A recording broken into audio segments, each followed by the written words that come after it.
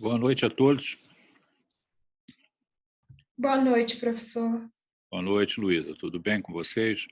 Boa noite. Boa noite, Tudo professor. certinho. Boa noite. E com o senhor, tudo bem? Tá tudo bem. Nós tivemos Graças um a problema Deus. semana passada, né? Provavelmente a respeito de link para entrar, né?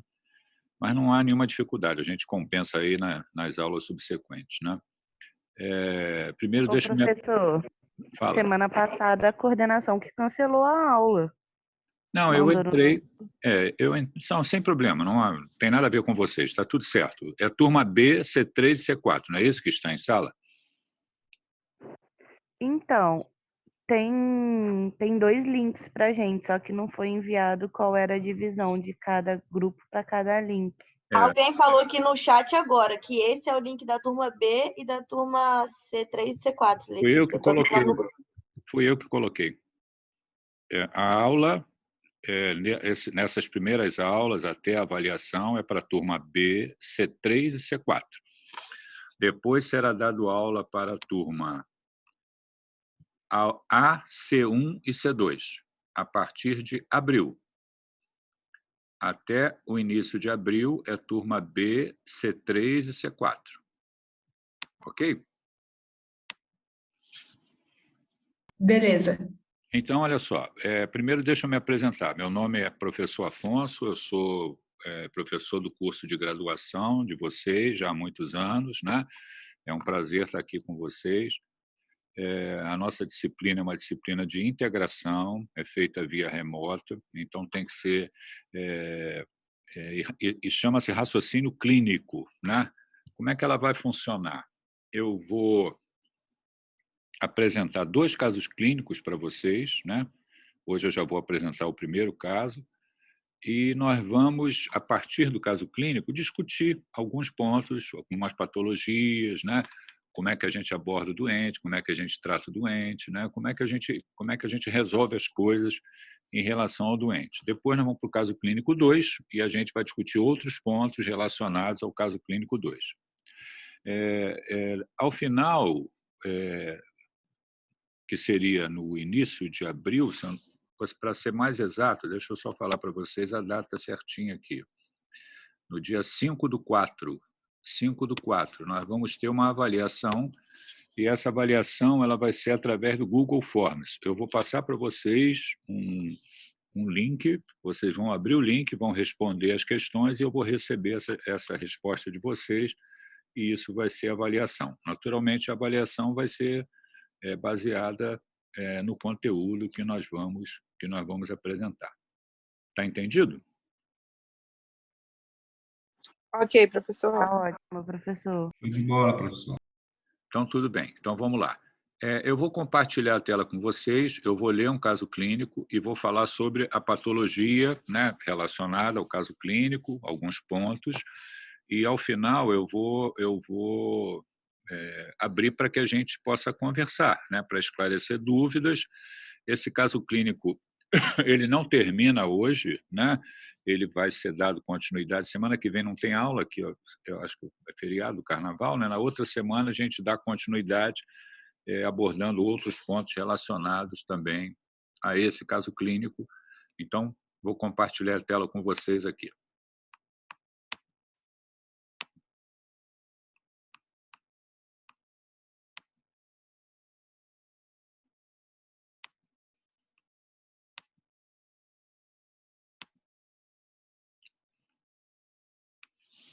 Vocês estão vendo o slide? Sim, Sim, professor. Então eu vou ler. Paciente com 72 anos, masculino, branco, aposentado, natural de Nova Iguaçu, com história de diabetes mellitus há cerca de 20 anos, sem outras comorbidades. Queixa principal, deu entrada no serviço de emergência com dor, eritema e edema e aumento de temperatura no pé direito após trauma. Há 10 dias. Relata sua esposa que é diabético de longa data, aproximadamente 20 anos, sem outras comorbidades. O paciente refere claudicação intermitente com piora progressiva há aproximadamente 1 ano. Fazia uso irregular de metformina na dose de 2.000 miligramas ao dia, sem outras medicações. No exame físico, apresentava-se em bom estado geral, afebril, com pressão arterial e frequência normais. Seu pé direito apresentava-se com discreto edema, eritema e calor local, que se estendia até o terço distal da perna. No quinto pododáctilo, visualizava-se necrose seca e, em área adjacente no dorso do pé, lesão ulcerada, 6 por 4 centímetros, exposição de tendão, sem exposição óssea com secreção purulenta. Figura 1. Pulso expedioso e tibial posterior presente em ambos os pés. Então, aqui é uma foto, né, do pé do paciente que está sendo atendido, que está sendo admitido para tratamento. Então, temos a história, aqui uma complementaçãozinha. Na avaliação de outras complicações relacionadas ao diabetes mellitus, identificava-se a presença de retinopatia diabética não proliferativa, moderada ao fundo de olho, e teste do monofilamento 10 gramas com múltiplos erros bilateralmente. Exames laboratoriais evidenciavam 21.210 leucócitos por milímetro cúbico, sem formais jovens, proteína C reativa de 129 miligramas por decilitro, o valor de referência menor do que 5 miligramas por decilitro, e velocidade de hemossedimentação VHS de 102 milímetros por hora, o valor de referência menor do que 30. Deixa eu só interromper, antes de dar continuidade, deixa eu interromper para falar com vocês, né? Em medicina, nós vamos sempre trabalhar da mesma forma, né? Vocês estão aprendendo isso no curso de medicina, vocês estão no 4º período, quer dizer, está no primeiro terço aí do curso, né? É um curso longo, com 12 períodos, são 6 anos de estudo, né? Depois ainda temos aí a residência médica para fazer a especialidade que vocês escolherem, para vocês entrarem na vida profissional, né? Então, nós vamos sempre trabalhar da mesma maneira, quando a gente está diante de um paciente, né, de forma organizada. Nós vamos atender o paciente e nós vamos coletar dados, que significa fazer a história do paciente, né, a anamnese do paciente. Então, eu vou conversar com o paciente e vou obter dados relativos ali, por que o paciente está sendo atendido, né? O que o trouxe ao hospital, né? E temos, então, itens dessa história que são anotados, vocês vão aprender a fazer isso durante o curso também, até o final, e nós temos ali a identificação do paciente, nós temos a queixa principal, a história da doença atual, a história interrogatório complementar, história patológica pregressa, história social, história familiar, interrogatório de órgãos e sistemas, quer dizer, tem uma série de itens que obrigatoriamente nós temos que obter quando a gente coleta os dados da história, quando a gente faz a anamnese. O passo seguinte é examinar o paciente. Examinar o paciente. Então, nós vamos examinar o paciente, né? Eu acabei de mostrar um caso clínico onde está, digamos assim, claramente identificado o motivo que trouxe o paciente ao médico, né? Poderia não ser dessa maneira. Então, eu vou examinar o paciente, né? A ectoscopia, faces do paciente, a pele, a mucosa, eu vou olhar cabeça, pescoço, o aparelho cardiovascular, vou auscultar o doente, aparelho respiratório, vou palpar o abdômen, vou observar membros, né? Vou verificar reflexos, vou palpar pulso, quer dizer, então eu vou fazer um exame físico completo, o melhor possível, que tem que ser feito, né? Para que, junto com os dados da história e os dados do exame físico, eu possa, já nesse momento, ter um raciocínio clínico e poder pensar em possibilidade diagnóstica. E a gente vai colocar isso como hipótese diagnóstica principal e diagnóstico diferencial. Quer dizer, eu estou pensando em alguma patologia que possa explicar o que está acontecendo com o doente e, ao mesmo tempo, que eu coloquei isso como possibilidade primeira ou hipótese diagnóstica principal, existem outras possibilidades que poderiam explicar aquele contexto clínico do paciente, da história, exame físico, que eu coloco como diagnóstico diferencial. Isso o clínico tem que fazer, o pediatra tem que fazer, né? Quando a gente vai examinar um doente, colher dados, nós vamos raciocinar dessa maneira. Coletar dados, fazer história, examinar o paciente e gerar hipótese diagnóstica. Hipótese diagnóstica principal e diagnóstico diferencial. Muitas vezes, e isso é bastante frequente, nós vamos ter que lançar mão de exames complementares para poder digamos assim, colaborar nesse raciocínio clínico para o diagnóstico poder ser feito.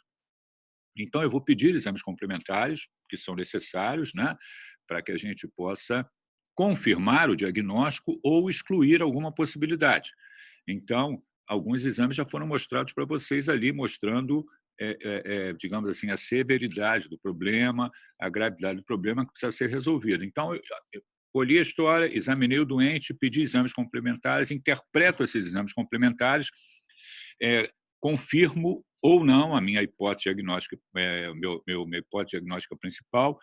Através do resultado dos exames complementares, eu posso excluir diagnósticos diferenciais que eu coloquei como opção, e aí eu vou ter um diagnóstico feito.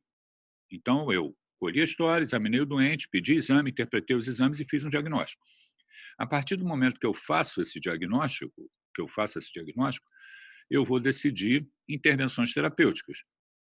O que eu vou fazer com aquele doente? Né? Eu vou tratar ele naquele momento, eu vou internar esse doente, eu vou liberar ele para que ele retorne mais adiante a nível ambulatorial, eu vou apenas orientá-lo. Quer dizer, eu preciso tomar uma decisão do que fazer do ponto de vista terapêutico. Então, primeiro, eu gero, através de uma série de informações, de história, exame físico e pedido e interpretação de exames complementares, um diagnóstico, e aí eu entro no processo de como tratar o meu paciente.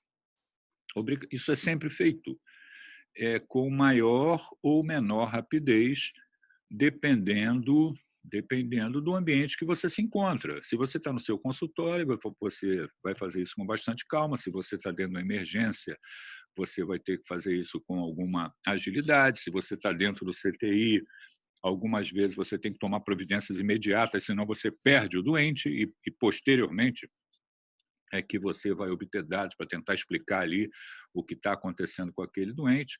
Mas nós vamos sempre trabalhar dessa maneira. História, exame físico, exames complementares, interpretação desses exames, um diagnóstico feito e um processo decisório terapêutico tomado. Alguma dúvida do que eu falei? Eu li o caso, eu vou voltar ali para o contexto do caso, mas alguma dúvida do que eu acabei de explicar? A princípio, não, professor. Não? Não, professor. Então, vamos progredir. Vamos lá. Eu vou voltar aqui a compartilhar a tela e a gente vai falar um pouco dessa patologia aí que o doente apresenta para que a gente possa entender melhor. Estão vendo o slide, né? Aqui são premissas, né, ou critérios da Organização Mundial de Saúde que definem as condições principais para identificar casos de uma determinada patologia na população. Então, a gente tem aqui, né, a doença é um importante problema de saúde pública, existe um estágio inicial, período ou fase assintomática, existe um teste de screening aceitável, existe uma forma de tratamento aceitável possível de ser feita, e o tratamento inicial durante o estágio assintomático melhora o prognóstico a longo prazo.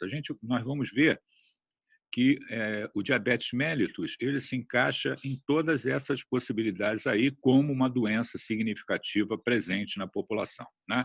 A doença é um importante problema de saúde pública, né? Então, aqui, o diabetes mellitus, e já adianto para vocês que a gente está falando do diabetes mellitus tipo 2, a gente já vai ver como é que a gente define o tipo 1 e o tipo 2, né?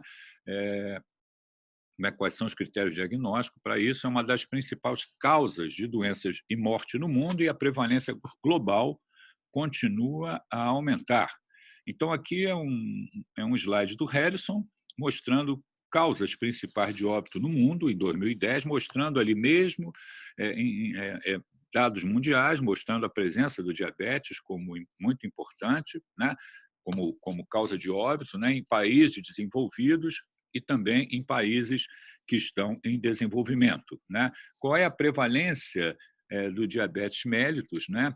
É um crescente problema de saúde em todos os países, independentemente do grau de desenvolvimento. Em 2015, a Federação Internacional de Diabetes estimou que 8,8% da população mundial com entre 20 e 79 anos, ou seja, 415 milhões de pessoas viviam com diabetes.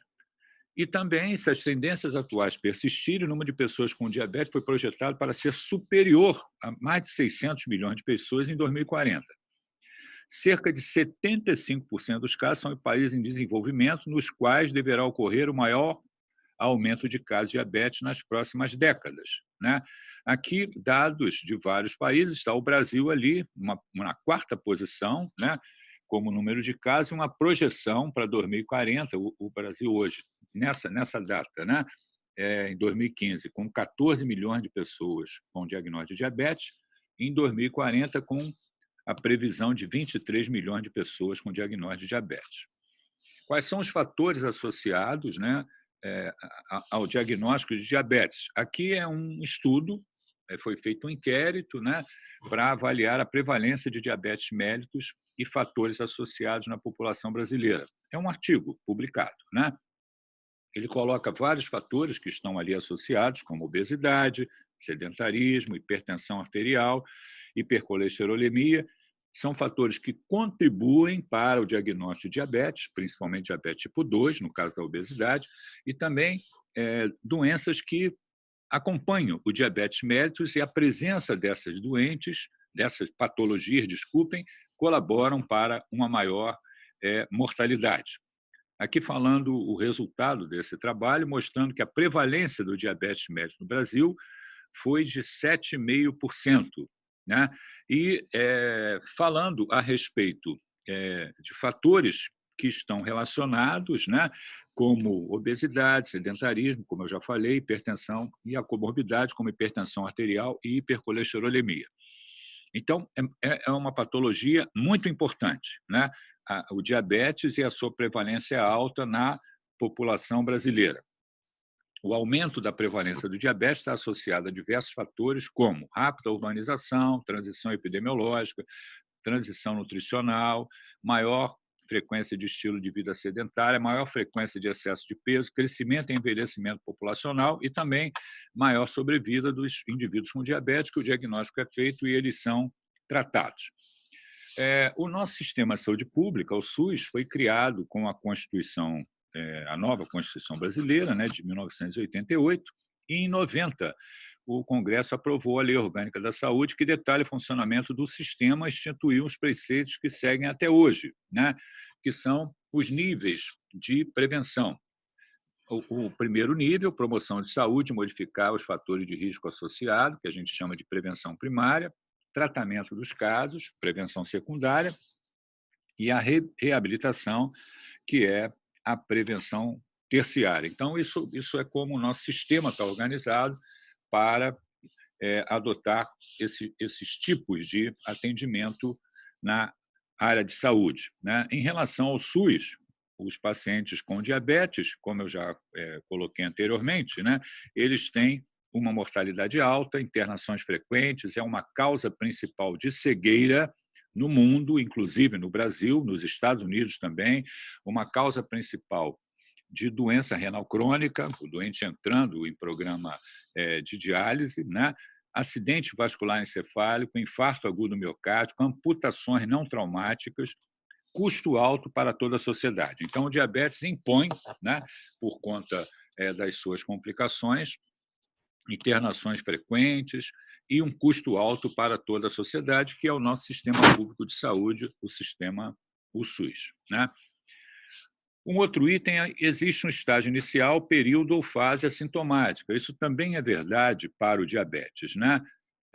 Existe um período assintomático relativamente longo, né? Vejam aqui nessa publicação de 2017, falando de várias regiões do mundo e se referindo à América do Sul e Central, estima-se que cerca de 40% das pessoas com diabetes não sabem ter a doença na América Latina, porque não procura o serviço de saúde para ser avaliado por um médico, não procura o serviço de saúde ou tem dificuldades, né, de chegar ao atendimento para poder fazer exames complementares para que o diagnóstico de diabetes possa ser feito, né?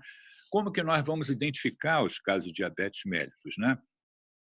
Aqui um slidezinho falando como que a Associação Americana de Endocrinologia, né, ela coloca quem nós devemos rastrear para diabetes mellitus tipo 2, em indivíduos assintomáticos. Então, pessoas que têm idade superior igual ou superior a 45 anos, né, que tem histórico de familiar de pacientes com diabetes, parente de primeiro grau, o pacientes de etnia que tem um alto risco para diabetes mellitus, como negros, hispânicos, ou, não é o nosso caso aqui, americano, o índio Pima, né? Mulheres com diagnóstico prévio de diabetes mellitus gestacional, história de doença cardiovascular, hipertensão arterial, e lá em cima está escrito, né, rastreamento para diabetes mellitus tipo 2 em indivíduos com sobrepeso ou obesidade, chamando a atenção de que a obesidade faz com que o doente caminhe para uma chance maior, a gente vai ver isso com mais detalhe em outra exposição, para desenvolver, apresentar o quadro de diabetes mellitus tipo 2. Existe um teste de screening aceitável, quer dizer, como é que a gente faz um teste laboratorial para fazer o diagnóstico de diabetes, né? Vários testes existem, critério diagnóstico para diabetes, temos aqui a glicemia de jejum, o teste de tolerância à glicose e a avaliação da hemoglobina glicosilada ou da hemoglobina glicada, né? Uma glicemia de jejum igual ou maior a 126 miligramas por decilitro, um teste de tolerância à glicose oral com uma glicemia igual ou maior a 200 miligramas por decilitro, ou uma hemoglobina glicosilada ou glicada igual ou maior a 6,5%. Né? Existem dois tipos principais de diabetes mellitus, né? Eu já falei que o do tipo 2, que é o diabetes mellitus tipo 2, né? O diabetes tipo 1 é o diabetes que é caracterizado por uma deficiência absoluta de insulina, onde você tem a destruição ali da célula beta-pancreática, algumas vezes por autoimunidade, e é característico da infância. Então, é um diabetes que se apresenta em criança, no início da vida. Então, esse diabetes é o diabetes tipo 1. E temos o tipo 2, que é o diabetes mellitus do nosso paciente, que varia predominantemente entre a resistência insulínica, a resistência insulínica e a deficiência de insulina relativa devido a um defeito, né? A um defeito secretor, pancreático. Então, eu tenho dois fatores que contribuem ali para o aparecimento do diabetes tipo 2, a resistência insulínica e a deficiência de secreção de insulina pelo pâncreas. Esses dois fatores combinados levam ao diabetes tipo 2. O diabetes tipo 2, ele compreende o maior número de casos de diabetes. 95% dos pacientes diabéticos são pacientes diabéticos tipo 2. Voltando, a principal causa é a resistência à insulina, devido à herança familiar, quer dizer, os chamados fatores genéticos poligênicos, né? Foi chamada a atenção também da possibilidade de herança ali de pacientes diabéticos no primeiro grau, associados a fatores ambientais, principalmente a obesidade.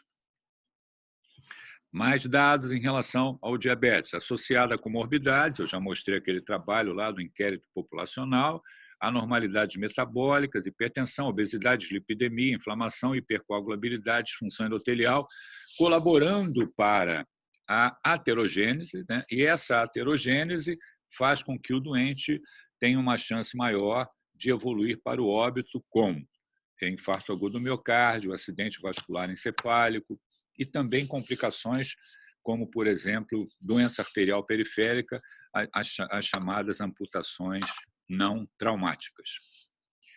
E o tratamento inicial, durante o estágio assintomático, melhora o prognóstico a longo prazo. Quer dizer, isso significa que, caso seja possível fazer o diagnóstico precocemente, na fase em que o paciente ainda não tem as complicações relacionadas ao diabetes, e eu puder tratá-lo, eu puder intervir, eu minimizo ou diminuo essa chance de complicações que ocorrem ao longo do tempo. Então, o diagnóstico precoce é importante, que eu identifique o paciente com diabetes para que eu possa tratá-lo. Na medida que eu trate, eu previno essas complicações que apareceriam ao longo dos anos. Intervenções para o pré-diabetes podem prevenir ou adiar o início da doença. Essa é uma publicação que é sempre citada, temos aí 20 anos, né? Prevenção do diabetes tipo 2 por alterações no estilo de vida em pacientes com teste de tolerância à glicose alterado. Então, o que é isso? prevenção do aparecimento do diabetes tipo 2 por mudanças no estilo de vida entre pacientes com teste de tolerância à glicose alterado. O que esse autor fez há 20 anos atrás, que foi considerado muito importante, né? Aqui uma classificação de pacientes com peso normal, de pessoas com peso normal, sobrepeso, obeso, obesidade severa, de acordo com o índice de massa corporal, né? Aqui, como é que a gente caracteriza o paciente com pré-diabetes ou risco aumentado para diabetes? Vejam, a glicemia está entre 100 e 126, né? Ou então, no teste de tolerância à glicose, ela está entre 140 e 200, ou a hemoglobina glicosilada está ali entre 5,7 e menor do que 6,5%. Né?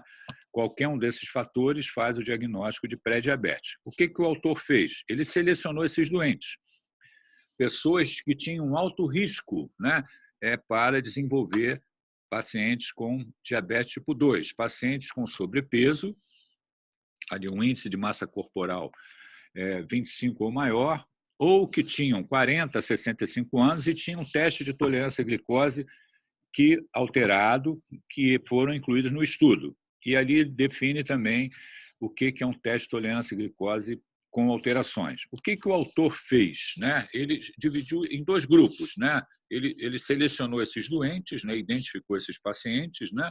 E dividiu em 2 grupos. Em um grupo, ele chamou de grupo intervenção, e no outro grupo, ele usou como controle. O que ele fez no grupo intervenção? Medidas, combateu o sedentarismo, né? Fazendo exercícios, mais de 4 horas por semana, para que alcançasse uma redução de peso de pelo menos maior do que 5%. Vejam que ali no grupo intervenção, o percentual de pessoas que alcançaram isso foi 43%. O percentual de pessoas que fizeram exercício mais de 4 horas por semana foi 86%. Os pacientes também diminuíram a quantidade de gordura ingerida, vejam que houve uma adesão significativa no grupo também, e também das gorduras saturadas e da ingestão de fibras. No grupo controle, isso também ocorreu, mas numa proporção bem menor, com um p-valor significativo, menor do que 0,001. Ou seja, houve uma diferença estatisticamente significante das intervenções do grupo intervenção e no grupo controle. E o que aconteceu com esses 2 grupos? Quer dizer, houve diferença, as intervenções, digamos assim, ocorreram no grupo intervenção e foram diferentes no grupo controle. O que aconteceu? Os indivíduos do grupo intervenção, eles tiveram uma chance muito menor de desenvolver diabetes ao longo do tempo. Então, vejam que a chance de desenvolver diabetes, ela diminui ao longo do tempo se você toma medidas preventivas, combate ao sedentarismo, diminuição de peso, modificação da dieta, em pacientes de alto risco. Que pacientes de alto risco são esses? São pacientes que tinham um teste de tolerância à glicose alterado. Então, a conclusão do trabalho é que o diabetes tipo 2 pode ser prevenido por alterações no estilo de vida em pacientes de alto risco. Olha como é importante identificar esses pacientes na população e tomar providências nesse sentido. Eu vou abordar essas pessoas vão ser acompanhadas, essas medidas serão tomadas e, com isso, eu estou prevenindo o aparecimento de diabetes tipo 2. Se eu estou prevenindo o aparecimento de diabetes tipo 2, eu estou evitando todas aquelas complicações relacionadas ao diabetes tipo 2. Existe uma forma de tratamento aceitável e possível de ser feito. Nós vamos ver isso na próxima aula. Como é que eu abordo, do ponto de vista terapêutico, esses doentes, né? Nós vamos falar das modalidades terapêuticas oferecidas para esses doentes. Muito bem. Vou interromper aqui o compartilhamento para conversar com vocês. Eu quero ouvir vocês. Falei do diabetes, da importância, né? Dos critérios diagnósticos, dos tipos, tipo 1, tipo 2, o nosso paciente é diabetes tipo 2, e falei também de um trabalho importante, como é significativo você rastrear, encontrar esses doentes na população, né, identificar esses pacientes de alto risco de desenvolver diabetes tipo 2 e intervir com mudança, o que o autor colocou, alteração ali no estilo de vida, né, alimentação, exercício, combate à obesidade, e isso adiando o diagnóstico de diabetes tipo 2 nessas pessoas. Olha como é importante uma intervenção na população como atenção primária, como medida preventiva. Isso é promoção de saúde, né? Eu queria ouvir vocês, perguntas. Professor, para caracterizar essa diabetes tipo 2, basta medir uma vez, deu que está acima de 126, assim pela manhã, que é o exame tradicional, e você está diagnosticado ou não? Ou são vários exames? Não. É um dos três. Não, eu sei, mas uma vez ele mediu acima de 126, ele pronto, está diabético ou não? Tem, assim, você tem que fazer várias medidas. Não, o diagnóstico está feito. O diagnóstico está feito. E você vai orientar, né? Nós vamos conversar sobre o que a gente faz com o doente. Na outra aula, a gente vai conversar sobre isso, né? Como é que eu faço a intervenção terapêutica nesses doentes?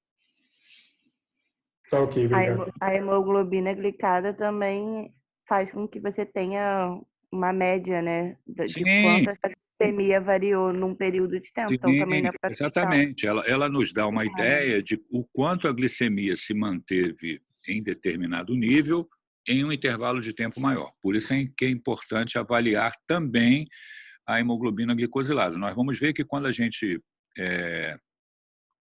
acompanha os nossos doentes e tratamos eles, a gente não quer apenas controlar a glicemia. Óbvio que a gente quer controlar a glicemia, mas isso também se reflete na diminuição dos níveis da hemoglobina glicosilada, que estavam altos e retornam para valores aceitáveis e menores.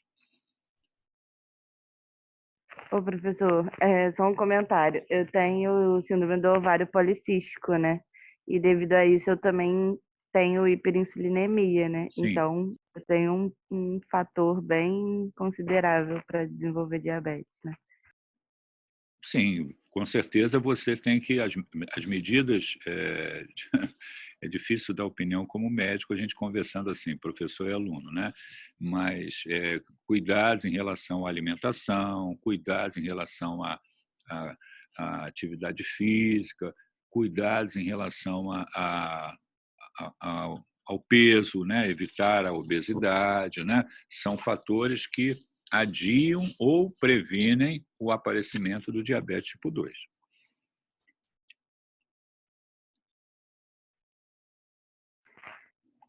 O caso em si que o senhor apresentou no início não vai ser discutido hoje, né?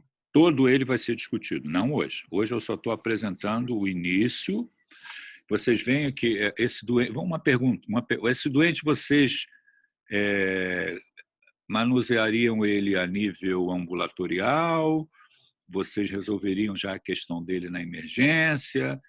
Hospitalar, professor, internação. Tem que internar. O doente foi internado para ser tratado. Foi exatamente o que aconteceu com o doente. Quer dizer, olha como é importante o médico ali no setor de emergência decidindo o que vai fazer, né?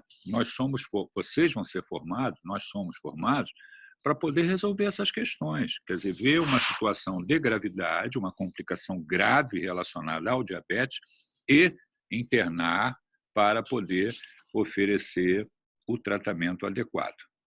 Ok? Então, essa decisão ela é do médico que está ali na ponta da linha, o médico da emergência. Ele é muito importante, porque ele é que bota o doente para dentro do hospital, né? E nos dias subsequentes, o doente vai ser acompanhado numa enfermaria, né? Ou então na UTI, dependendo da gravidade do doente, né? Que poderia evoluir com complicações graves, aí teria que ir para o CTI, né? Mas, num primeiro momento, pode ser colocado em uma enfermaria para se dar continuidade ao atendimento. Nós vamos discutir isso quando a gente falar do restante do caso.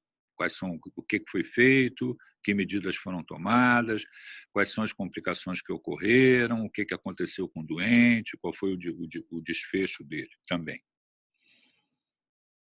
Assim, sobre o caso, o pé diabético, né, é uma preocupação sempre, no caso de um paciente diabético. a gente tem que ter cuidado, principalmente a nível da atenção primária, né? E assim, não é culpa da atenção básica ter chegado naquele nível, mas poderia ter sido evitado se o paciente também colaborasse e aderisse ao tratamento. É verdade. Você tem razão. Quer dizer, às vezes a gente faz as coisas certas, orienta de maneira adequada, e o doente ele não retorna, né? Ele não comparece a nível ambulatorial, né? Para que possa ser dado o seguimento, né? Então, adia, né? A ida ao médico, e isso faz com que, algumas vezes, quando o doente se apresenta para atendimento, ele se apresente com complicações graves, que foi o caso aí em questão, né? Uma lesão grave, com uma área de necrose, exposição de tendão, quer dizer, aquele quadro já estava com certeza evoluindo há algum tempo e o paciente não procurou assistência médica, até que chega um ponto de maior gravidade que a família pegou e levou para o hospital, levou para o setor de emergência, que é o que tinha que fazer mesmo, né? Para o doente poder ser internado e tratado. Então, essa é uma situação difícil, né? Como é que o sistema de saúde está procurando resolver isso, né? São as chamadas as equipes de saúde da família, aonde você tem um determinado número de pessoas que fica com o cuidado de uma equipe de saúde da família, onde tem um médico, onde tem enfermeira, onde tem a assistente social, onde tem o técnico de enfermagem. E essa proximidade, né, do médico com aquelas famílias que ele acompanha, talvez faça com que, digamos assim, de uma maneira de uma maneira mais rápida, né, o doente possa chegar ao atendimento médico, né? O doente possa chegar, que a gente fica sempre com aquela dúvida, né? Será que o doente foi orientado a retornar ou não? Ou algumas vezes foi orientado a retornar, mas quando ele tentou marcar uma consulta, né, com o especialista, né, não conseguiu.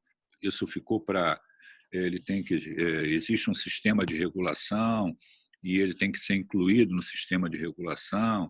E quando você marca uma consulta com um especialista no sistema de regulação, algumas vezes isso está lá muito lá na frente, né, com 30, 60, 90 dias, e aí a doença progride, a doença não vai ficar esperando chegar o dia da consulta dele para avançar e complicar, né? Então, tem vários fatores que contribuem, né?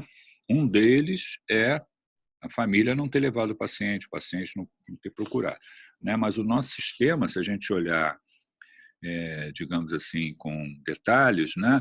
Se a gente olhar com atenção, a gente vai ver que tem uma série de brechas também que são difíceis de serem superadas. E aí o doente, algumas vezes, ele fica solto, sem ter o seu médico para acompanhar, dificuldade para marcar a consulta. Estou falando do sistema público, né? E com isso a doença avança.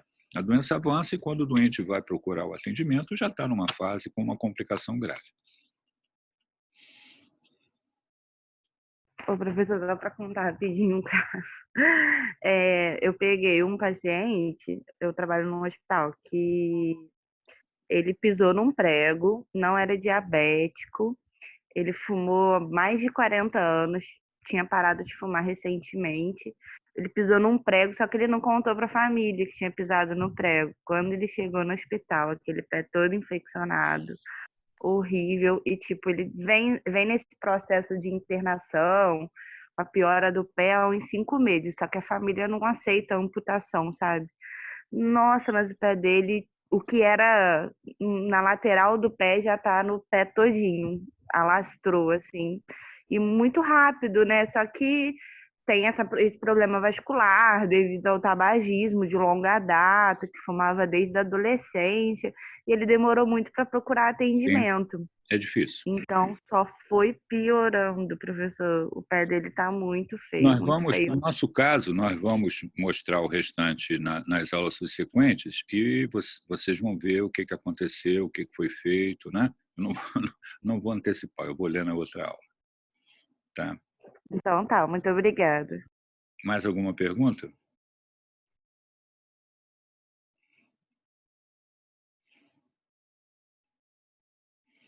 Não? Professor, boa noite. Pode falar. No diabetes tipo 1, nós também temos uma evolução de doença vascular compatível com o diabetes tipo 2? Sim, as mesmas complicações. Algumas vezes, inclusive, num tempo menor. Porque o paciente a doença pode evoluir com maior rapidez, entendeu? Em relação às complicações graves, né? E caracteristicamente é um doente insulino dependente. Ele depende de insulina para poder ser tratado. Já é diferente do diabetes tipo 2, onde eu posso lançar mão de drogas para tratamento e também, em outro momento, a insulina. A gente vai falar isso em outra aula também. Tá, Mas ok, obrigada, professor. não existe uma regra clara ou um tempo definido de quantos anos vai ocorrer para aparecer uma cegueira, uma doença arterial periférica, um acidente vascular encefálico, uma doença renal crônica. A gente sabe que isso são complicações graves relacionadas ao diabetes. O que nós sabemos é o seguinte: quanto mais cedo nós intervirmos, tratarmos e controlarmos a glicemia, a hemoglobina glicosilada, nós vamos adiar o aparecimento dessas complicações, ok? A visão é essa: eu preciso tratar o doente, controlar a glicemia, reduzir a hemoglobina glicosilada. Dessa maneira, eu vou adiar o aparecimento das complicações. Não significa que elas não vão aparecer, mas eu vou adiar. Eu dou uma qualidade de vida melhor para o doente, entendeu? Perfeito, obrigada, professor. Bom, olha só, foi um prazer estar com vocês aqui. Semana que vem é carnaval e aí a gente se vê na outra semana, na terça-feira, às 19 horas. É um prazer estar com vocês. Esqueci de falar. Sempre no final da aula eu vou pedir para fazer o que eu vou fazer, o que vocês vão fazer agora. Colocar o nome, a matrícula e pode sair de sala, tá? A aula vai ser gravada e eu vou colocar no AVA para vocês, tá bom? Um abração, hein? Um abração. Tchau, professor. Boa noite, professor. Boa noite. Podem botar a matrícula, o nome, a matrícula e sair de sala e depois eu vou botar no AVA para vocês, tá? Um abraço. Boa noite, professor. Muito obrigada, professor. Foi muito boa a aula. Espero que gostem. Um abraço.